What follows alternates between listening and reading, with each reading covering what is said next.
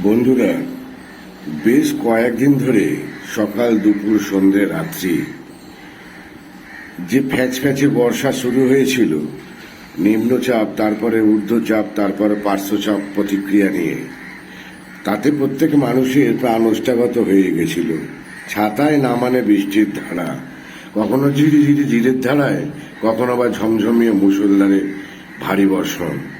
এই নিয়ে মানুষের নাকের ফ্যাঁচ ফ্যাঁচানি কম ছিল না, সেই সঙ্গে পায়ের হাজানিতেও কম ছিল না।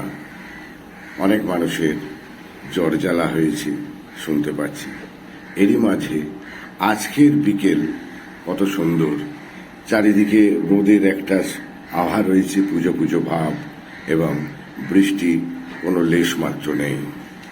এরকম অপরাহ্ন বেলায় আমি আমার ফেসবুক বন্ধুদের সকলকে জানাই আন্তরিক প্রীতি এবং শুভেচ্ছা। ভালো থাকুন, সুস্থ থাকুন।